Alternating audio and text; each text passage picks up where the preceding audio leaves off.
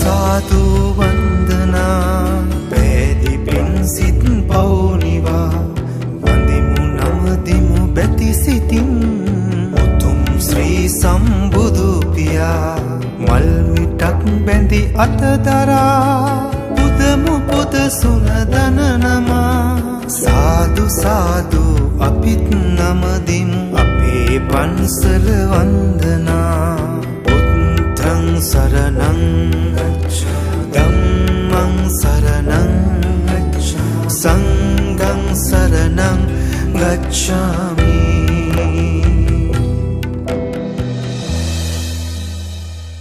තරු ටීවී අපේ පන්සල YouTube නාලිකාව නරඹන සදහැවත් ඔබ සියලු දෙනාටම තෙරුවන් සරණයි. දෙස් විදෙස් සුවහසත් ජනී ජනයාගේ හදවත් සුවපත් කරනු පිණිස තරු ටීවී අපේ පන්සල නාලිකාව පවත්වනු ලබන දායකත්ව ධර්මදේශනා මාලාවේ තවත් එක් ධර්මදේශනාවක් සිද්ධ කිරීමටයි මේ සූදානම් වෙන්නේ.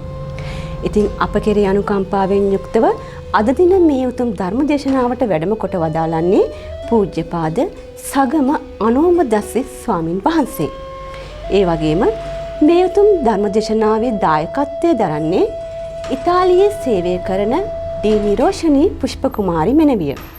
එතුමියගේ මූලික අරමුණ වෙන්නේ අකල් මරණයකට ගොදුරු වුණු දී දමිත් ලසන්ත සොහොයුරන් සහ සුරේෂ් ක්‍රිසාන්ත යන සොහොයුරන් දෙදෙනාටම පුණ්‍යානුමෝදනා කිරීමයි. තුන්සිත පහදාගෙන සද්ධාව පෙරදරි කරගෙන අපිත් මේ උතුම් ධර්මදේශනාව ශ්‍රවණය කරමු. අවසරයි අපේ හාමුදුරුවනේ. අප උතුම් තථාගත ගෞතම බුදු පියාණන් වහන්සේගේ ඒ උතුම් සද්ධර්මයෙන් බිඳක් අපේ දෙසමන තබා උතුම් නිර්වාණය අවබෝධ කර ගැනීම පිණිසත් උතුම් ධර්ම අවබෝධය පිණිසත් මේ උතුම් ධර්මදේශනාව සිද්ධ කර දෙන ලෙසට ඔබ වහන්සේට පාදාභිවන්දනාවෙන් යුක්තව ආරාධනා කර සිටිනවා. සාදු සාදු සාදු. සබ්බ දානං ධම්ම දානං ජිනාති. සියලු දානයන් අතර උතුම් වූ දානය ධර්ම දානයයි. එවන් වූ උත්තම ධර්ම දානමේ පින්කමකට දායක වන්නට තරු ටීවී අපේ පන්සල මාධ්‍ය ජාලයෙන් පින්වත් සැදැහැති ඔබටත් වටිනා අවස්ථාවක්. ගෙවී යන ගෝලීය වසංගත තත්ත්වය යටතේ සංවිධානය කරගත නොහැකි සද්ධර්ම දේශනා ආශිර්වාද බෝධි පූජා පින්කම් මියගිය ඥාතීන්ට පින් අනුමෝදන් කිරීම පිණිස පවත්වනු ලබන ධර්ම දේශනා සුජීවත්ව සිටින්නන්ට සෙත්පතමින් පවත්වනු ලබන ධර්ම දේශනා ජන්මදින සංවත්සර වෙනුවෙන් පවත්වනු ලබන අනුස්මරණීය පින්කම් ඇතුළු ඕනෑම අවස්ථාවකට සද්ධර්ම දේශනාවකට දායකත්වය ලබා දී තරු ටීවී 9FM නාලිකා හරහා එකවර ලක්ෂ සංඛ්‍යාත ලෝවාසී සදහැවතුන් උදෙසා දිවාරෑ පින් වැඩෙන උතුම් වූ ධර්ම දානමය පින්කමක් සිදු කරගන්නට පින්වත් ඔබට අවස්ථාව 0.74 0.39 47 78 0.74 0.39 47 78 0.74 0.39 47 78 යන දුරකථන අංක හරහා අප අමතන්න. සමන්ත චක්ඛවාලේසු අත්‍රා ගච්ඡන්තු දේවතා සද්දම්මං මුනි රාජස්ස සුනන්තු සග්ග මොක්කදං ධම්මස්සවන කාලෝ අයං බදන්තා ධම්මස්සවන කාලෝ අයං බදන්තා ධම්මස්සවන කාලෝ අයං බදන්තා. නමෝ තස්ස භගවතෝ අරහතෝ සම්මා සම්බුද්දස්ස. නමෝ තස්ස භගවතෝ අරහතෝ සම්මා සම්බුද්දස්ස. නමෝ තස්ස භගවතෝ අරහතෝ සම්මා සම්බුද්දස්ස. හැම දිනාටම තෙරුවන් සරණ ප්‍රාර්ථනා කරනවා. ධර්මානුශාසනාව ශ්‍රවණය කරන්නට බොහෝම ශ්‍රද්ධාවෙන් එකතු වෙන. ඒ වගේම තරු ටීවී අපේ පන්සල YouTube නාලිකාව සදහම් විකාශනය ඔස්සේ ඔබ වෙනුවෙන් ඔබ වෙත මේ ධර්මානුශාසනාවන් විකාශනය කරන්නට අනුශාසකත්වය සපයන අපේ කාව්‍ය විශාරද පූජනීය ඇතා බැඳියව මහින්ද රතන ස්වාමීන්ද්‍රයන් වහන්සේවත් අපි බොහොම ගෞරවයෙන් සිහිපත් කරමින් තමයි මේ ධර්මානුශාසනාව ආරම්භ කරන්නට කල්පනා කරන්නේ. පින්වතුනි, අද ධර්මානුශාසනාවේ දායකත්වය ඉතාලියේ සේවය කරන ඩී නිරෝෂණී පුෂ්ප කුමාරි මහත්මිය විසින් එතුමියගේ අරමුණු විදිහට දක්වලා තිබෙනවා. අකල් මරණයට පත් වූ ටී දමිත් ලසන්ත සුරේස් ක්‍රිසාන්ත යන සොහොයුරන් දෙදෙනා සිහිපත් කරලා ඒ දෙදෙනාට පින් අනුමෝදන් කිරීමත් ඒ වගේම මියගිය සියලුම ඥාතීන්ට පින් අනුමෝදන් කරන්නටත් ඒ නිරෝෂණී පුෂ්ප කුමාරී ධර්මානුශාසනාවට දායකත්වය සපයන්නේ. එතුමියගේ බලාපොරොත්තු අපේක්ෂාවන් පුණ්‍යානුමෝදනාවන් සිහිපත් කරලා අපි ධර්මානුශාසනාව අවසානයේදී පින් අනුමෝදන් කරන්නට බලාපොරොත්තු වෙනවා. දැන් සූදානම් වෙන්නේ ධර්ම දේශනාව පවත්වන්න. පින්වත්නි, අද ධර්මානුශාසනාවට මේ වෙලාවේ ඔබත් එක්ක සාකච්ඡා කරන්න මාතෘකාවක් විදිහට මම තෝරගත්තේ මජ්ක්‍ධිම නිකාය කියන බණ පොත අපිට කියලා දෙන, අපිට උගන්වන දහම් කරුණක්, එහෙම නැත්නම් දහම් පාඨයක්, සූත්‍ර දේශනාවක්. ඒක තමයි බාල පණ්ඩිත කියන සූත්‍රය ආශ්‍රයෙන් කරන දහම් විවරණයක්. පිටුතුනි, මජ්ක්‍ධිම නිකාය කියන බණ පොත ඔබ දන්නවා අති දීර්ඝයි. ඒ සඳහන් වෙන සූත්‍ර පැයක් වගේ පුංචි කාලයක් ඇතුළත අපිට දේශනා කරලා හමාර කරන්න බැරි ගණේ මහා විස්තරිත දේශනාවන් සඳහන් වෙන දහම් ග්‍රන්ථයක් තමයි මජ්ක්‍ධිම නිකාය. එතකොට එහි සඳහන් වෙන මේ බාල පණ්ඩිත සූත්‍රයත් එවන්නක්. එහි බුදුරජාණන් වහන්සේගේ දේශනාව තුල අන්තර්ගත වෙන මේ දහම් කරුණු අති දීර්ඝ වශයෙන් විස්තර වෙනවා. නමුත් එහි සඳහන් වෙන බොහෝම පුංචි ප්‍රමාණයේ දහම් කොටසක්, දහම් විවරණයක් ඔබට මේ වෙලාවේ අරගෙන මම හරි කැමැත්තෙන් පැහැදිලි කරලා දෙන්න සූදානම් වෙන අවස්ථාව. පින්වත්නි, බුදුහාමුදුරුවෝ මේ ලෝකේ පුද්ගලයෙක් බාලයෙක් වෙන විදිහ හා පණ්ඩිතයෙක් වෙන විදිහ විවරණය කරලා පෙන්වන සූත්‍රයක් විදිහට මේ සූත්‍රය හඳුන්වන්න පුළුවන් එක පැත්තකින්. ඒ වගේම තමයි බාලයාට සහ පණ්ඩිතයාට කියන දෙදෙනාට මෙලව පරලව ලැබෙන විපාක ආනිසංස කොයි වගේද කියන එකත් මේ සූත්‍රය තුලින් විවරණය කරන්නට බුදුහාමුදුරුවෝ ප්‍රයත්න දරලා තිබෙනවා. උන්වහන්සේ සඳහා කාරණා එකතු කරලා තියෙනවා. පින්වත්නි, බාල කියන වචනය, එහෙම නැත්නම් බාලයා කියන වචනය අපි එදිනදා ව්‍යවහාරයේදී නූතන සමාජයේදී භාවිතා කරන්නේ, යොදාගන්නේ වයසින් බාලය හඳුන්වන්නට. දැන් පවුලේ බාලයා ඉන්නවා, ගෙදර බාලම කෙනා ඉන්නවා. පාසල් පද්ධතිය දිහා බලපුවාම බාලාංශ පන්තිය කියලා පන්තියක් තියෙනවා. ඒ වගේම තමයි බාල කියලා අපි ළඟදී ඉපදෙච්ච, පහුවෙලා ඉපදිච්ච, ආසන්න ඉපදිච්ච අය හඳුන්වන්න බාල කියන වචනේ අපි භාවිතා කරනවා, යොදා ගන්නවා, භාවිතා වෙනවා. මේ බාල කියන වචනය අපි මේ එදිනදා භාවිතා කරද්දී බාල කියන වචනේ අපි භාවිතා කරන්නේ බාලයා යනුවෙන් හඳුන්වන්නේ වයස සම්බන්ධ කරගෙන වයසින් බාල කෙනා හඳුන්වන්න. දැන් අපිට තියෙනවා පවුලේ බාලයා කියලා කෙනෙක් ඉන්නවා. ඒ කියන්නේ අන්තිමටම ඉපදිච්ච එක්කනා ගෙදර. ඒ වගේම තමයි ගෙදර බාල කෙනෙක් ඉන්නවා. ඒ කියන්නේ වයසින් අඩු කෙනා. එයා ළඟදී ඉපදිලා තියෙන්නේ. ඊට පස්සේ පාසල් පද්ධතිය දිහා බලනකොට පාසල් ඇතුලේ ඔබට මතක ඇති මේ බාලාංශ පන්තිය කියලා එකක් තියෙනවා. පුංචිම ළමයි ඉස්කෝලේ ඉගෙන ගන්න අය ඒක ඉගෙන ගන්න.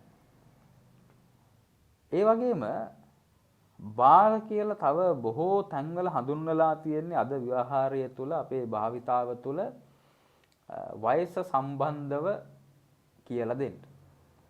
හැබැයි බුදුහාමුදුරුවෝ බාල කියලා හඳුන්වගත්තේ අපිට හඳුන්වලා දුන්නේ පැහැදිලි කරේ එහෙම මේ වයසින් බාලය හඳුන්වන්නට නෙවෙයි බාල කියන වචනය. බාලයෙක් හඳුනා ගන්න බුදුහාමුදුරුවෝ ලක්ෂණ 3ක් අපිට පෙන්නනවා. එතකොට ඒ ලක්ෂණ 3 ඇතුලේ වයසින් බාල අයත් ඉන්න පුළුවන්, තරුණ අයත් ඉන්න පුළුවන්, වියපත් අයත් ඉන්න පුළුවන්. මේ ඕන කොටසක් ඉන්න පුළුවන්. එතකොට මේ ලක්ෂණ 3 තමයි දුක්ඛින්තිත චින්තීච හෝති. එකක් ඒ බාල කෙනාගේ ස්වභාවයක් තමයි එයා හිතන්නේ නපුරු වේවා. නපුරු වේවා හිතන්නේ. ඒ කියන්නේ තව කෙනෙකුට කරදර කරන්නට පිඹුරුපත් හදනවා මනස ඇතුලේ. ඒ වගේම තව මිනිස්සෙකුට අයිති දේවල් නැති කරන්නට, ගෞරවය නැති කරන්නට, ಗುಣමකලා දාන්නට, ඒ වගේ මානසිකව අසහනෙන් පීඩාකාරීව තව කෙනෙකුට පීඩා කරන්නට, තව කෙනෙකුට වද දෙන්න, තව කෙනෙකුට හිංසා කරන්නට මානසිකව චින්තන ගොඩ නගනවා නම්, සිතුවිලි ගොඩ නගනවා නම් බුදුහාමුදුරුවෝ හඳුන්වනවා ඒ කෙනා වයසින් වැඩිමහල් වුණා කියලා නෑ, වියපත් වුණා කියලා නෑ, කෙස් පැහුණා කියලා නෑ, අඟ රැලි වැටුණා කියලා නෑ. වගේම උගත් වෙන්න පුළුවන්, ධනවත් වෙන්න පුළුවන්, රූමත් වෙන්න පුළුවන්, මොනවා තිබුණත් නරක සිතුවිලි, අසහනකාරී සිතුවිලි හිතන කෙනා බාලයෙක් කියලා බුදුහාමුදුරුවෝ හඳුන්වනවා. එන්න එක ලක්ෂණයක් බාලයෙක් හඳුනගන්න. දෙවෙනි එක තමයි දුබ්බාසිත හෝති. එයාගේ වචන හරි දරුණුයි, නපුරුයි. තව අයට පිහියෙන් අනිනවා වගේ. ඒ කියන වචන අහගෙන ඉන්න බැරි තරම් හරි වේදනාකාරී, නපුරුයි, රෞද්‍රයි, බිහිසුණුයි. එහෙම වචන කියන අය ඉන්නවනේ. වචනයක් කිව්වොත් එහෙම අපි කියනවා මේ එදිනදා භාවිතයේ මේ කට කැඩිච්ච වචන කියනවා කියලා. ඒ කියන්නේ තව මිනිස්සෙකුට හිත රිදෙන වචන, හිතට දුක දැනෙන, හිතට වේදනා දැනෙන වචන කතා කරනවා. හිත රිද්දනවා. එහෙම වචන තියන අය ඉන්නවනේ. ඒ වගේම කේලම, පරුෂ වචනය, හිස් වචන තමන්ටත් අනුන්ටත් වැඩක් නැති කතන්දර කී ඉන්න මිනිස්සු. අන්න බුදුහාමුදුරුවෝ පෙන්වනවා බාලයෝ කියලා. එතකොට එහෙම අය මේ මහාචාර්යවරුත් ඉන්න පුළුවන්. ආචාර්යවරු ඉන්න පුළුවන්. උපාධිධාරීන් ඉන්න පුළුවන්. ප්‍රසිද්ධ අය ඉන්න පුළුවන්. කලාකරුවෝ ඉන්න පුළුවන්. නළු නිළියෝ ඉන්න පුළුවන්. කියන්නේ මේ තමන්ටත් අනුන්ටත් වැඩක් නැති වචන කියන සමාජය අවුලවන්ට ප්‍රකාශ කරන මිනිස්සුන්ගේ හිත රිද්දන්ට උත්සාහ කරන මොන තලයේ හිටියත් වයසින් කොච්චර ඉහළට ගියත් වාක්‍යතුන් වහන්සේගේ නිගමනයට අනුව, උන්වහන්සේගේ දර්ශනයට අනුව එහෙම කෙනා බාලෙක්. මොකද්ද?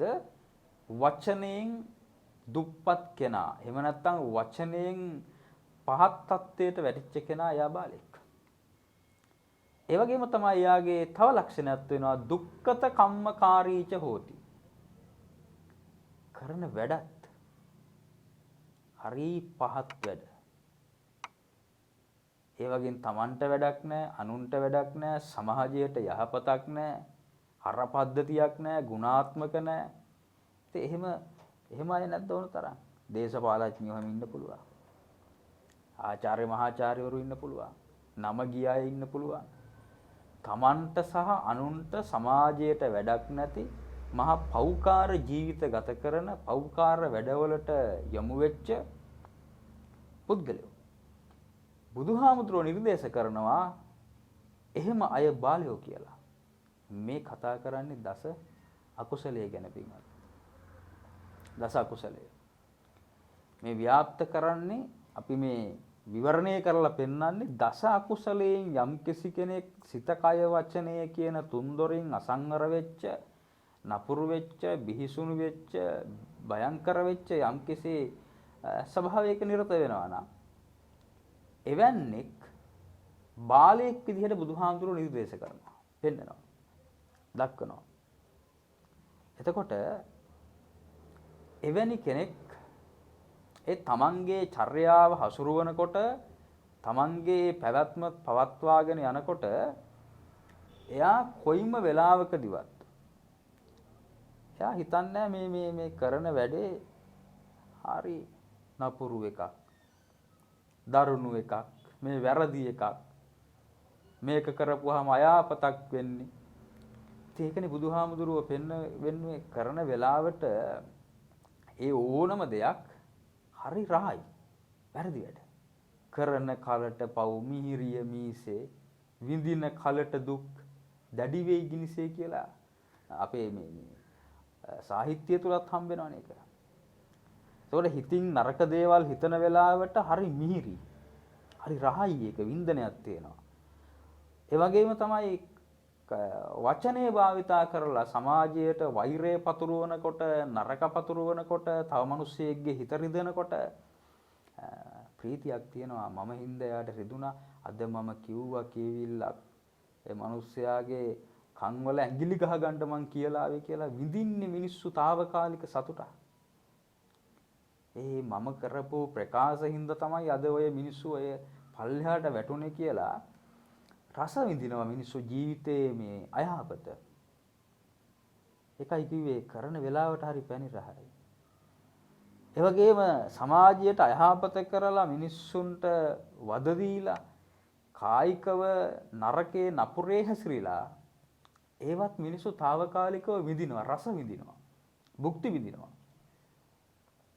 හැබැයි බුදුරජාණන් වහන්සේ මේ බාලයා ඒ తాවකාලික සතුටක් වින්දත් එයා දිගු කාලීනව විඳින වේදනාවක් තුනක් මේ භවය ඇතුලේ බුදුහාමුදුරුවෝ පෙන්නනවා. වේදනා තුනක්. ඒ මේ භවය ඇතුලේ. පරලෝකදී නෙවෙයි. දැන් මේ සූත්‍රය හම්බ වෙනවා පරලෝකදී බාලපඬිත සූත්‍රයේ විඳින දුක් ගැන කතා කරනකොට නිරයට වැටෙන හැටි, තිරිසන් ලෝකෙ ඉපදෙන හැටි ඒවා දක්වනවා. හැබැයි ඒවා මරණයෙන් පස්සේ වෙන ඒවා, මේවා ditta ධම්ම වේදනීයයි. මේ භවයේ විඳින්න වෙන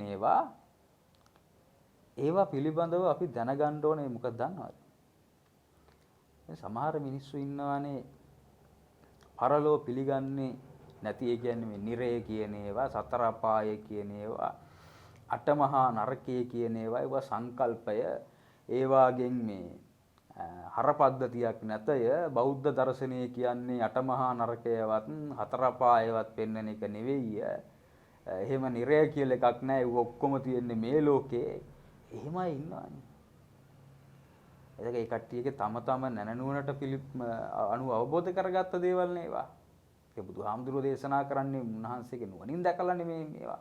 හැබැයි ඒවා පිළිගත්තත් නැතත්, කියන්නේ නිරය සම්බන්ධව යමපල්ලෝ ගැන ඒවා පිළිගත්තත් නැතත් මේ භවයේහි මේ ditta ධම්ම වේදනීය වශයෙන් ditu දැමියේ විදින්ට සිද්ධ වෙන මෙන්න මේ තුන පිළි නොගෙන ඉන්න කාටවත් බෑ බාල වැඩ කරලා. එහෙම නැත්නම් මේ තුන නොවිත මැරෙන්න බෑ කාටවත්. අනිවාර්යෙන්ම විදින්ට සිද්ධ වෙනවමයි. මෙන්න මේ කියන ආදීනව තුන. ඒක හරි බරපතලයි. මොකද පරලොව කොහොමත් මේ භවයේ අසාර්ථක වෙන කල්හි පරලොව නිතදින්ම අසාර්ථකත්වයටපත් වෙනවා. සාමාන්‍ය දෙයක්. එතකොට ඒ විඳින්න වෙන වේදනාවන් වලින් පළවෙනි දුක තමයි ඒ පුද්ගලයා යම්කිසි සභාවකට යනවා. පිරිසක් මැදට යනවා. එහෙම නැත්නම් සද්ගුණවත් මිනිස්සු අසුරට යනවා. සිල්වත් ගුණවත් තුන්දොර සංවර කරගත්ත මිනිස්සු ආශ්‍රයයට යනවා. ගියාට පස්සේ ඒ මිනිස්සු සාකච්ඡා කරනවා, කතා කරනවා, විවාද කරනවා, සංවාද කරනවා මොනවද? මේ වගේ වැරදි කරපු මෙන්න මේ සිතින්, කයින්, වචනයෙන් අයහපතෙහි හැසිරෙච්ච, අයහපතෙහි යෙදුණු, නරකේ හැසිරුණු, නරකේ යෙදුණු පුද්ගලයන්ට මෙන්න මේ වගේ තමයි දඬුවම් දෙන්න ඕන. මේ මිනිස්සු මේ මහා ලොකු වැරද්දක් කරලා තියෙන්නේ. ඊට පස්සේ මේ වගේ වැරදි කරන මිනිස්සු සමාජය තුල ඉන්නවනේ කියලා සාකච්ඡා කරනවා, කතා කරනවා. දැන් ඒක මේ තව පැත්තකින් ගත්තොත් එහෙම අපි ගත්තොත් එහෙම බණ අහන්න එනවනේ විවිධ අය මේ ධර්ම දේශනා සිද්ධ කරද්දි. දැන් මේ තරු ටීවී අපේ පන්සලෙමුත් බණ අහනවා. කියන්නේ මේක විවෘතයි. YouTube නාලිකාවක් විදිහට ධර්මය ලෝකයට විවෘත කරන තැන. එතකොට මේ දේශනාව වගේම අපි මේ බණ කියන්න ගියාට පස්සේ සමහර ධර්ම දේශනා සිද්ධ කරනකොට විවිධ ධර්ම කරුණු ආශ්‍රය කරගෙන එවැනි වැරදි සිද්ධ කරන එවැනි ඒවට යටත් වෙච්ච මිනිස්සුන්ට ඒ බණ අහන්න බෑ. එහෙමයිට අහන්න බෑ. ඉතින් ඒ කට්ටිය මොකද කරන්නේ? සමහරව හිමීට නැගිටලා මාරු වෙලා යනවා. ඉතින් අපි කල්පනා කරනවා අසනීපයක්වත්ද කියලා. නෑ, පස්සේ දැනගන්න ලැබෙනවා මේ අද බණට කියපු ධර්ම කරුණු වලට යටත් වෙන ගති ලක්ෂණ හෝ වැඩපිළිවෙලක් එයා ළඟ තියෙනවායි කියලා. එයා හිමීට නැගිටලා යනවා. ඊට පස්සේ සමහර උදවිය සද්ගුණවත් මිනිස්සු ඉන්නවා. ඒ තමන්ගේ වැරදි සඳහන් කරනකොට ඒ සඳහන් කරන වැරදි නරක නැවත සකසා ගන්න අපිත් එක්ක ඇවිල්ලා සාකච්ඡා කරනවා. ඔබ වහන්සේ අද කියපු දේශනාවන් හරි වැදගත්. හරිම වටිනවා. මම මෙච්චර කල් මේ වගේ වැරද්දක හිටියා මේ හිතින්, කයින්, වචනෙන්. මම මේ විදිහට තමයි හිතාගෙන හිටියේ. මේ වගේ වැරද්දක් කර හිටියා මම. ඒක මටත් අනුන්ටත් වැරදි එකක්. ඔබ වහන්සේගෙන් පස්සේ මම ඒක හදා ගන්නවා කියලා එයා ඒව හදා ගන්න අය ඉන්නවා. සමහරු මොකද කරන්නේ? ප්‍රතික්ෂේප කර යනවා, දොස් නග යනවා, බැන යනවා ඒ කියපු දේශනාවන් වලට. දැන් මේ බණ විකාශනය වෙනකොටත් ඔය යටින් කමෙන්ට් හලාගෙන යනකොට ඔය ධර්ම දේශනාවලට දාලා තියෙන කමෙන්ට්ස් දිහා බලපුවාම සමහර උදවියගේ කමෙන්ට්ස් වැටෙන්නේ ඒ කියන්නේ යාළගේ ජීවිතවල තියෙන වැරදි විවරණය කරපුවාම මේ ස්වාමින් වහන්සේලා උන්වහන්සේට බැන යනවා. ඉතින් ඒකට අපිට කරන්න දෙයක් නැහැ. අපි බුදුහාමුදුරුවෝ දේශනා කරපු දේවල් විවරණය කරලා දීපුවාම පෞද්ගලිකව අපිත් එක්ක තරහ ඇති කරගෙන අපි ඒවා විවරණය කරයි කියලා මේ අපිට බැනලා ගිහිල්ලා හරියන්නේ නැහැ බනට යටි. කමෙන්ට්ස් අහලා හරියන්නේ නැහැ. ඒක හරියන වැඩක් නෙවෙයි. එහෙම අයහපත් දේවල් ජීවිතවල තියෙනවා නම් ඒවා මේ හදා ගන්න වෙනවා. ඒ මොකද ඒක විඳවීමක්. මොකද අර අපේ සිංහලයේ කියවනක් තියෙනවානේ මේ අබකාපු මිනිහගේ මොලේ දනවයි කියලා. වැරදි තියෙන මිනිස්සුන්ව තමයි හරියට රිදෙන්නේ. වැරදි සාකච්ඡා කරනකොට, කතා කරනකොට, විවේචනය කරනකොට. ඒක බනහද්දි විතරක් නෙවෙයි. සමාජයේ ඕන තැනකට ගියාට පස්සේ ඒ මිනිස්සු විඳවනවා. මහා බයක් දැනෙනවා. සිල්වතුන් අතරට ගියාට පස්සේ දුසිල්වත් කෙනෙකුට එතන රැඳෙන්න බෑ. මොකද සීලය ගැන කතා කරන කෙනා දුසිල් භවයේ ආදීනව කතා කරනවා. ඒ වගේම තමයි ආගමට, දහමට, ධර්මයට ගරහන කෙනෙකුට විවේචනය කරන බුදුහාමුදුරුවෝ සැක කරන ධර්මයේ සැක කරන ආර්යයන් වහන්සේ සැක කරන කෙනෙකුට තෙරුවන් පිළිගන්නට කැමති නැති කෙනෙකුට, ශ්‍රද්ධාව නැති කෙනෙකුට ශ්‍රද්ධාව තියෙන අය අතර රැඳෙන්න බෑ. මොකද එයාලා ශ්‍රද්ධාව ගැන කතා කරද්දී විවේචනයක් කරන්න අවශ්‍ය නැහැ. තමන් විසින් විවේචනය වෙනවා. ඒ කියන්නේ මොකද හෘද සාක්ෂිය කියන එක හරිය ප්‍රබලයිනේ ඔය හැමෝටම හැම දෙයකටම වැඩි. ආධ්‍යාත්මය කියන එක. ආධ්‍යාත්මීය ප්‍රශ්න කරනවා. ඔයත් මේ වැරද්ද කරනවා නේද? ඔයත් මේ ගොඩට අයත් එක්කෙනෙක් නේද? ඔයත් මේ කියන එකේ ඉන්නවා වගේ නේද? මේ ඔයා ගැන වෙන්ටදි නේද කියන්නේ? කියන එක හෘද සාක්ෂිය ප්‍රශ්න කරනකොට විමසනකොට අහනකොට බාලයාට රදෙන්න අපහසුයි. එයාට ඒක අහගෙන ඉන්න අමාරුයි. සමාජයක් ඊට පස්සේ කණ්ඩායමක් තුලට ගියාට පස්සේ එයා සෑහෙන්න විඳවනවා. ඒ විඳවීමෙන් ගැලවෙන්න අමාරුයි. එතකොට මූණ හංගගෙන යන්න වෙනවා. ඒ තමන් ළඟ එවැනි වැරදි තියෙනවා නම් තමන් දන්නේ නැතුවම තමන්ගේ හදවත තට්ටු කරලා අහනවා තමන්ගෙන් ඔයා මේ වැරදි ගොඩේ ඉන්න කෙනෙක් නේද කියලා. එතකොට එයාට හිතනවා මේ මිනිස්සු විවේචනය කරන්නේ මං ගැන දැනගෙනද දන්නේ මේවා කියන්නේ. එහෙම නැත්නම් මට මේ හින් පාස් කරනවා වගේ දේවල්ද දන්නේ මේ කියන්නේ කියලා හිත හරියට රිදෙනවා වැරදි කරන අයට බාලයාට. කියන්නේ පිරිසක් සභාවක් කණ්ඩායමක් යහළුවන් මැදට ගියාම අඩුම තරමින් බණ ටිකක්වත් අහන්න ගියාම ඉන්න අමාරුයි. ඒ මොකද තමන් සිද්ධ කරන වරද පිළිබඳව විවේචන එනකොට ඒවා ලෝකයට හොරෙන් කරාට තමන්ට දැනෙනවනේ. තමන් මේකේ ඉන්නවා කියලා. තමන් මේ වැරද්දේ ඉන්නවා කියලා. එතකොට එමෙ මිනිස්සු ගොඩක් විඳවනවා. ඒකයි බුදුහාමුදුරුවෝ පෙන්වන්නේ පරලොවදී දුක් විඳින්න ඕනි නෑ. මේ භවයේම මේ විඳින්න ලැබෙන ඒවා මේ එකක්. දෙවැනි එක තමයි දෙවැනි දුක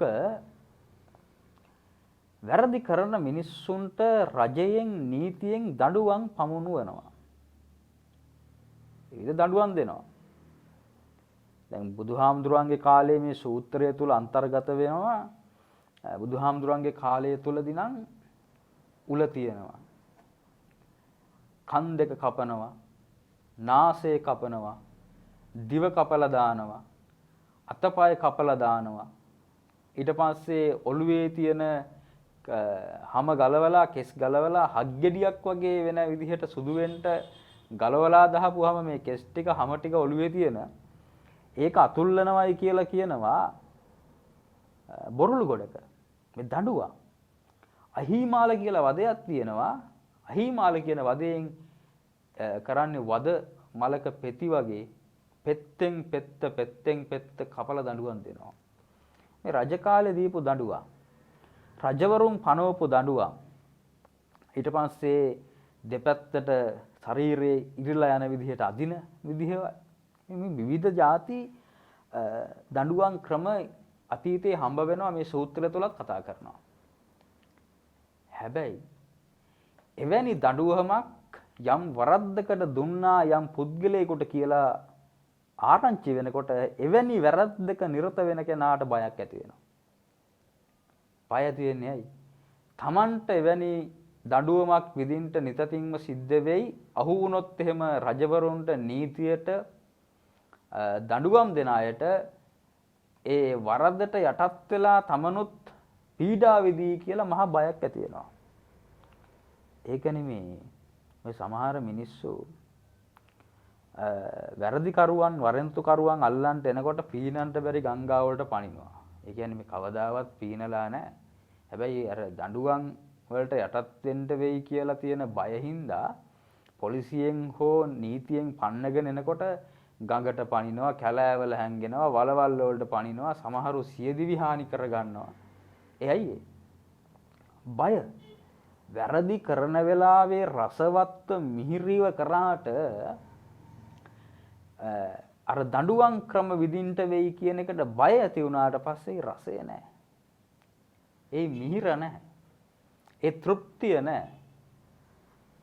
ඒ කියන රසාස්වාදේ ඒ වෙලාවේ නැහැ. දැන් තව උදාහරණයක් ගත්තොත් එහෙම මේ පහුගිය කාලයක අපේ රටේ පාලනය කරපු ජනාධිපතිවරයෙක් ඒ ජනාධිපතිතුමා යෝජනාවක් ගෙනාවා ලංකාවට නැවත මරණ දණ්ඩනය ගේන්න ඕනයි කියලා. කියන්නේ එල්ලලා මරන්න ඕනයි කියලා. එතකොට ඒ ජනාධිපතිතුමා ඒ යෝජනාව ගෙනාවට පස්සේ ඒකට එතුමා මේ කබයක් එහෙම එල්ලලා මරන්න පිට රටින් ඒකට සුදුසු කබයක් එහෙම ආනයනය කරන්න ඕන කියලා ඊට පස්සේ අලුගෝසුවෙක් එල්ලලා මරන සේවකයෙක් කැඳවන්න ඕන කියලා එතුමා යෝජනා ගෙනාවා. ඒ වගේම තමයි ඒ සඳහා සාකච්ඡා ඇති කරා සමාජය තුළ. විද්වත් අය කතා කරා, ආගමික නායකයෝ ගැන කතා කළා, සමාජයේ ලොකු කතිකාවතක් ඇති වුණා. නොඑක් දේවල් සිද්ධ වුණා. ඒ අතර තව දෙයක් සිද්ධ වුණා. ඒ එතුමාගේ යෝජනාවෙන් පස්සේ රූපවාහිනියේ සාකච්ඡාවකට ආපු එක්තරා ප්‍රවෘත්ති නාලිකාවක බන්ධනාගාර නිලධාරීතුමෙක් කිව්වා ජනාධිපතිතුමා මේ යෝජනාව ගෙනාවට පස්සේ මේක සඳහන් කරාට පස්සේ බන්ධනාගාරවල මරණ දණ්ඩනයට නියම වෙලා ඉන්න කට්ටියට මල මූත්‍ර පහ වෙලා ඒ සිරකොටි හොදන්න පවා සිද්ධ වුණා. සමහරව සිහිසුම් වුණා, සමහරු තැති ගත්තා, නන්දොඩවන්න පටන් ගත්තා, බය වුණා, සලිත වුණා, සැලුණා කියලා සඳහන් කළා. ඒ විතරක් නෙවෙයි, ඒ අයගේ ඥාතීන් කොච්චර බය වුණාද? සමාජ මාධ්‍ය තුල කොච්චර ලිපිලිව්වද මේ බෞද්ධ රටක් මේක එල්ලලා මරණ එක හොඳයිද? එහෙම මරණ එක කොච්චර හොඳයිද? ඒ කියන්නේ ඒ වැරදිකරුවන්ට සහයෝගයක දීපු සංගම් හදිස්සිය බෞද්ධ වුණා. ඉක්මනට බෞද්ධ වුණා. ඒ කියන්නේ එච්චර කල් ඒ කට්ටිය මේ පන්සල් ගියපු බුදුදහම පිළිගත්ත පන්සිල් රැකපු අය නෙවෙයි. හැබැයි තමන්ගේ ඥාතීන් වින්දිතයන් හදිස්සියේ මර එල්ලලා මරණ එකට යටත් වෙයි කියලා ඒ කට්ටියත් බය වුණා. ඒ දඬුවමට බය වුණා. ඒ කියන්නේ ඒවට සහයෝගය දීපු විවිධ අය, ඒවට එකඟ වෙච්ච අය සහ එයාගේ පවුල්වල අය සහ ඒවා ඒ නඩු මාර්ග අරන් යන විවිධ නිලධාරීන් එයාලා බය වුණා. බය වෙලා මොකද්ද සිද්ධ කළේ? ලිපි ලියන්න ගත්තා, ප්‍රකාශ කරන්න ගත්තා මේක බෞද්ධ රටක් එල්ලලා මරණ එක හරිද වගේ ඒවා කියන්න ගත්තා. ඒ කියන්නේ බය වෙලා. ඒ බය. දැන් බෞද්ධ භික්ෂුවක් වශයෙන් මම ඔය එක දඬුවමක්වත් කිසිම වැරදිකාරයෙකුට දිය යුතුයි කියලා මම අනුමත කරන්නේ නැහැ. මොකද අපේ බෞද්ධ චින්තනය අනුව භික්ෂුවකගේ ආකල්පය තමයි සබ්බේ සත්තා භවන්තු සුඛිතත්තා කියන එක. කියන්නේ වැරදිකරුවෝ, නිවැරදිකරුවෝ, ಜಾති ભેද ඒවා මුකුත් නැහැ. සියලු සත්වෝ නිදුක්කත්වා කියන, සුවපත්ත්වා කියන පැතුම අපේ තියෙන්නේ. හැබැයි රටක පාලකයා ඒ පාලනයේදී ඒ ගන්න ක්‍රියාමාර්ගය ඔහුට අයිති දේවල්. ඉතින් එතකොට මම මේ උදාහරණයට ගත්තේ එහෙම දඬුවම් දෙන්න ඕන කියලා සංකල්පයක් ඇති වෙනකොටම ඒ ඇතිවෙච්ච බය, ඒ මානසික පීඩාව, ඒ වේදනාව තමයි දෙවනි කාරණේ විදිහට භාග්‍යතුන් වහන්සේ හඳුන්වන්නේ. ඒකත් තුන්දොර අසංවර කරගත්ත මිනිස්සයා, අතීතයේ රසවින්දනාත්මකව වැරදි කරපු මිනිස්සයා මෙදා වේදනාත්මකව විඳවන්නේ මේ දඬුවම් සම්බන්ධ. ඒක දෙවනි ආදීනව. එතකොට මේවා නිරේට යන්නේ නැතුව මේ භවයේම විඳිනෙව්වා. තුන්වෙනි අවස්ථාව තමයි එයා හුදකලා වෙනවා. කියන්නේ මිනිස්සු ජීවිතේ විවිධ තැන්වල තනි වෙන තැන් තියෙනවානේ. හැම වෙලෙම අපි මිනිස්සු ආශ්‍රය කරන්නේ නැහැනේ. විවේකීව ඉන්න තැන් තියෙනවා. දැන් රැකියාව කරලා ඇවිල්ලා ඔබ හවස් භාගයට පුටුවකට වෙලා වාඩි වෙලා නේද තේ කෝප්පයක් බොන ගමන් පුංචි විවේකයක් ගන්නවා. ඒක විඩාව අරිනවා දවසේ. ඒක වගේම තමයි අපි නිදා ගන්න ගියාම හුදකලා වෙනවා. ඒ වගේම තමයි යම්කිසි වෙලාවන් වලදී රාජකාරී බහුල නොවුන තැන අපි තනියම ඉන්න අවස්ථාවන් තියෙනවා. එන මනසින් තනි වෙනවා. එතකොට බුදුහාමුදුරුවෝ කිව්වා, දේශනා කළා, අතීතයේ සිද්ධ කරගත්ත වැරදි, තමන් කරලා තියෙන වැරදි, ඒ වගේම තමන්ගේ ජීවිතයේ තමන් සිදු කරපු නරක දේවල් සිතින්, කයින්, වචනයෙන් ගිනි තියපුවා, අවුලපුවා, මිනිසුන්ට දොස් කියපුවා, ඒ වගේම සමාජයට අහිත පිනිස සිද්ධ කරපුවා ඔක්කොම ඇවිල්ලා ඒවා මනසට මහා විඳවීමක් අරගෙන එනවා, ඇවිලෙනවා වගේ. අන්න එතකොට තමයි මිනිස්සු හොල්ලන්නේ. ඔබට ඇහිලා තියෙන මිනිස්සු තනියම ඉඳලා මහා ලොකු හුස්මක් අරගෙන හූල්ලනවා. ඒ හූල්ලන්නේ ඇයි? දැන් වෙලාවට මේ වෙන ගැටලු නිසා වෙන්න පුළුවන් එදිනදා තියෙන. හැබැයි බොහෝ දෙනෙකුට අතීතයේ තමන්ගේ වැරදි සිහිපත් වෙනකොට දරාගෙන ඉන්න බෑ පපුව පිච්චෙනවා වගේ. එතකොට මේ පිච්චෙන ගතියේ හුමාලය වාතය ඒ පිට කරන විදිහ තමයි සුසුම් හැරලා හූල්ලලා. දැන් ගොඩක් අයට ඕක තියෙනවා රාත්‍රියේට. මොකද මේ අර කියමනක් තියෙනවානේ රාත්‍රිය යනු නිහඬව නඩුවසන උසාවියකි කියලා. රෑ කියලා කියන්නේ. ඇඳට ගියාට පස්සේ නිදා ගන්න. තමන්ට සමාජයට අහිත පිණිස සිද්ධ කරපුවා මතක් වෙන්න ගන්නවා. සිහිපත් වෙන්න ගන්නවා. ඒවා මේ භවාංගය හුදකලා වුණාම ඒ ඇසින් කනින් නාසයෙන් දිවින් ශරීරයෙන් වෙනක් වැඩක් කරන්න පෙළඹෙන්නේ නැති වෙලාවකට මනස තනි වෙලා එයා අරගෙන දෙනවා පරණ දේවල් ඇදලා දෙනවා. ඒකට කියන අපිට මතක් වෙනවා කියලා. ඒ මතක් වෙන්නේ නරක දේවල් නම් ගොඩාක් අයට රැයට නිින්ද යන්නේ නැති එකයි. ගොඩක් අය ඉන්නවා. කියන්නේ මේ නිදා ගන්නට ගියාට නිින්ද යන්නේ නැහැ. රෑ 2ට 3ට නැගිටලා නාන අය ඉන්නවා. සමහරු තේ හදාගෙන බොනවා.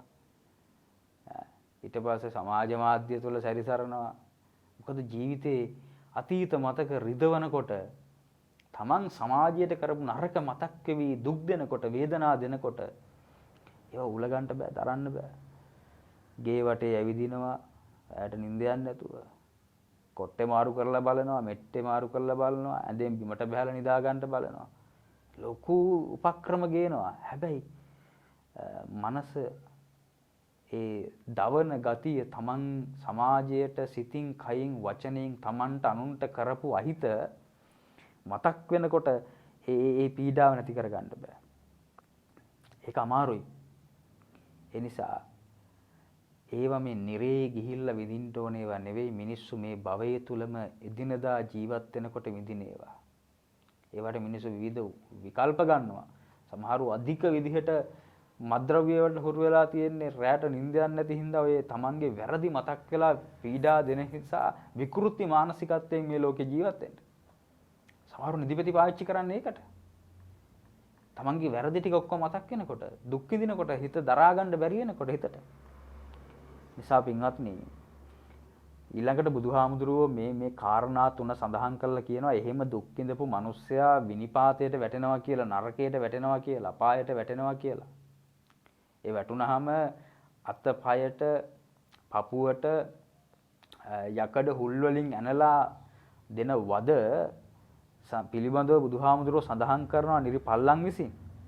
ඊට පස්සේ තිරිසන් ලෝකේ එවන්නේක් උත්පත්තිය ලැබුවට පස්සේ තිරිසන් භවයේ තුල එයා විවිධ තැන්වල ඉපදිලා තිරිසන් සත්තු විදිහට විඳින දුක් බුදුහාමුදුරුවෝ කතා කරනවා. සම්ති බික්කවේ තිරච්ඡාන ගතා පානා තිනබක්කා තනකොළ අනුභව කරන දුක් විඳින තිරිසන් සත්තු ඉන්නවා කියනවා. සම්ති බික්කවේ තිරච්ඡාන ගතා පානා ගූතබක්කා අසුචි අනුභව කරන සම්ති බික්කවේ තිරච්ඡාන ගතාපානා අන්ධකාරයේ ජායන්ති අන්ධකාරයේ ජීයන්ති අන්ධකාරයේ මීයන්ති අඳුරේ ඉපදෙන අඳුරේ ජීවත් වෙන අඳුරේ මැරිලා යන අඳුරේ දිරලා ගිහිල්ලා මැරිලා යන අඳුර තුලම කලුවරේ ඉන්න කවදාවත් ඉරහඳ දැකලා නැති සත්තු ඉන්නවා කියනවා. සම්ති වික්කවේ තිරච්ඡාන ගතාපානා උදකස්මින් ජායන්ති උදකස්මින් ජීයන්ති උදකස්මින් මීයන්ති වතුරේ ඉපදිලා ගොඩට බිමට එන්නම බෑ. ඒ වගේ වයසට ගිහිල්ලා මැරිලා යන සත්තු දිරලා ගිහිල්ලා අසෝචිස්මින් ජායන්ති අසෝචිස්මින් ජීයන්ති අසෝචිස්මින් මීයන්ති අසෝචි වල ජීවත් වෙලා වයසට ගිහිල්ලා මැරිලා යන සත්තු මේ සසර බය බුදුහාමුදුරුවෝ පෙන්වන්නේ මේ භවයේ අසාර්ථක වෙච්ච මිනිස්සෙක්ගේ පරලොව අසාර්ථක වීම සිද්ධ වෙන ආකාරයේ සම්බන්ධව එහෙම කතා කරනවා. එතකොට මේ බාලයාට සමාජයේ තුලින් අද නූතනයේ විවිධ ගරු සම්මාන හම්බ වෙනවා. කියන්නේ මේ අපි ගත්තොත් එහෙම දැන් නූතනයේ උදාහරණ ගත්තොත් එහෙම හාමුදුරුවරු එහෙම කවුරු හරි බහුල වශයෙන් විවේචනය කරනවා නම් බනිනවා නම් භික්ෂූන් වහන්සේලාගේ අඩුපහඩු එහෙම කියනවා නම් ඒවට හරි රස වින්දනය කරලා ඒවට තව ඌණ පූර්ණ සපයන ඒවා රස විඳින ඒවා පිළිබඳව ගුණාත්මක භාවයෙන් වචන කියන මිනිස්සු ඕන තරම් ඉන්නවා. හැබැයි ඒ කියන මිනිස්සු ඒව කියලා අය පස්සේ කාලයක මේ මිනිස්සයා තමන් කරපු ප්‍රකාශ සම්බන්ධව මිනිස්සුන්ගේ හිතේ ඇති වෙන විඳවීම් ගැන අපි අහලා තියෙනවා සහ අපිට කියලා තියෙනවා. ඉතින් ඊට අවුරුදු ගානකට කලින් ඒ තමන් හිටපු මතවාදය වෙනස් වුණත් අද ඒ එදා කරපු ඒ භික්ෂුවට විරුද්ධව පොතපත ලියපු ප්‍රකාශ කරපු අය නැවත භික්ෂුව කවුද කියලා හඳුනගෙන ධර්මය මොකද්ද කියලා හඳුනගෙන බුදුදහම මොකද්ද කියලා හඳුනගෙන නැවත ඒ මිනිස්සු යහපතට පැමිණියත් අතීතයේ සිද්ධ කරපු වැරද්ද පිළිබඳව පසුතැවෙනවා. ඒ නිසා අපි හරි පරිස්සම් වෙන්න ඕන. කරන වෙලාවට කොච්චර රස වුණත් සිතින් කයින් වචනයෙන් වැරදි මේ විඳවීම් ඒ තැන්වලදී ලැබෙන විඳවීම් ඒවා දරා ගන්නට රසයට වැඩි හරි අමාරුයි. මොකද తాවකාලිකයි රස. ඒ වගේම වේදනාව අපිට පින්වතුනි ඒ රසට වැඩිය බොහොම රළුව දැනෙන නිසා ඒ දරා ගැනීමට අපහසුතාවයක් තියෙනවා. ඒ නිසා බාල පඬිතේ සූත්‍රය කියන්නේ මිනිසුන්ගේ ජීවිතය කියවන සූත්‍රයක්. මිනිසුන්ගේ ජීවත් වෙන්න උගන්වන සූත්‍රයක්. එහි නිරේ පිළිබඳව, දුගතිය පිළිබඳව සඳහන් වෙනවා. ඊට අමතරව එදිනදා ජීවත් වෙච්චි මිනිසුන්ගේ සුවපත්භාවය ගැන කතා කරනවා. ඒ නිසා මෙවැනි පින්කම් සිද්ධ කරද්දී මේ පින්කම් පිළිබඳව නැවත හිතලා දුක්ෙන්ට කාටවත් සිද්ධ වෙන්නේ නැහැ. අපි දන්නවා මල් වට්ටියක් අරගෙන ගිහිල්ලා පන්සලකට පූජා කරලා බයෙන් තැති ගැනීමෙන් මේ මිනිස්සයා ගෙදර බයේ ඉන්නේ නැහනේ, පොලිසියෙන් ඇවිල්ලා අල්ලගෙන යයි. ඒක මතක් වෙලා රැයට නිදා ගන්නට බැරි වෙන ස්වභාවයක් නැහැ. හුදකලා වෙනකොට දුක් විඳින්නේ නැහැ. ඒවා මුකුත් වෙන්නේ නැහැ මේ පින්කම් කරාට පස්සේ. ඒවා පිළිබඳව නැවත හිතලා වේදනාව විඳින්නේ නැහැ. හැබැයි කියන නරක වචනයක් ගානේ, හිතන නරක සිතුවිල්ලක් ගානේ මම මෙහෙම හිතුවනේ ඇයි මම එහෙම හිතුවේ අපරාධේ කියලා තමන් ගැන අප්‍රියාවක්, පිළිකුල් භාවයක්, තමන්ට තමන් ගඳ බවක්, තමන්ට තමන්ගේ දුර්ගන්ධයක් හිත ඇතුලේ තමන් ගැනම අප්‍රියාවක් දැනෙනවා. එවන් තැනකට ඔබේ හිත, ඔබේ වචනය, ඔබේ ක්‍රියාවන් තල්ලු කරගන්නේ නැතිව ආපහු හිතද්දි හූල්ලන්නේ නැති වෙන්න හරි සතුටෙන් ඒ ගැන හිතලා නැවත මතක් කරලා සතුටු වෙන්න පුළුවන් ක්‍රියාවන් වල ඔබේ ජීවිතය නිරත කරගන්නට, එවැනි තැන්වල ඔබේ ජීවිතය නතර කරගන්නට මේ තරු ටීවී අපේ පන්සල YouTube නාලිකාවෙන් සදහම් විකාශනයෙන් ඔබට අරගෙන ආපු මේ දහම් කරුණු එදිනදා ඔබේ ජීවිතයටත් ඔබේ සසර ගමන සුවපත් කරගන්නටත් නිතතින්ම හේතු වාසනා වෙත්වා. ඔබේ ජීවිතයට සති සමාධි ප්‍රඥාවන් දියුණු කරගන්නට මේ ධර්මානුශාසනාවෙන් ලැබෙන උත්තේජනය ඔබේ ජීවිතයේ නිතතින්ම හේතු වාසනා වෙත්වා කියලා අපි මේ වෙලාවේ ආශිර්වාද කරනවා. ඒ වගේම තමයි මේ පින්කම් වලට ආශිර්වාද කරන සහ අනුශාසකත්වයේ සපයන සහ අපේ කල්යාණ මිත්‍රවර කාව්‍ය විශාරද ඇතාවැඳිවැව මහින්ද රතන ගෞරවනීය සාමින්ද්‍රයන් වහන්සේටත් මේ පින්කම් වල ආශිර්වාදය අපි ආශිර්වාදයක් විදිහට ප්‍රාර්ථනා කරන උන්වහන්සේටත් මෙවැනි පින්කම්, මෙවැනි උතුම් සමාජ සත්කාරයන් තව දුරටත් දියත් කරන්නට, සමාජයට විකාශනය කරන්නට, සමාජය තුල විකසනය කරන්නටත් අපේ මේ තෙරුවනේ ආශිර්වාදය, අපේ ප්‍රාර්ථනාවන් උන්වහන්සේට හේතු ආසනාම වෙත්වා කියලා අපි ආශිර්වාද කරනවා. ඒ වගේම තමයි අද ධර්මානුශාසනාවට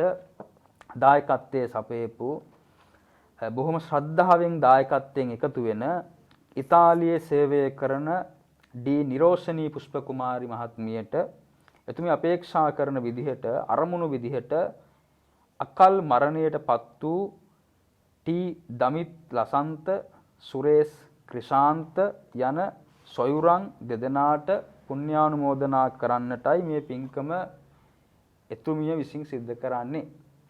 ඉතින් මේ නිරෝෂණී පුෂ්ප කුමාරි පින්වතිය විසින් මේ සිද්ධ කරගත්තා වූ මේ පින්කමේ අපේක්ෂාවෙන් විදිහට මිය පරලෝ යන්නට ගියපු අකල් මරණයටපත් වෙච්ච ටී දමිත් ලසන්ත, සුරේෂ් ක්‍රිෂාන්ත කියන සහෝදරයන් දෙපළට කිසිදු අත්භවයකදී එවන් අකල් මරණයකට පත්වෙන්නට සිදු නොවේවා.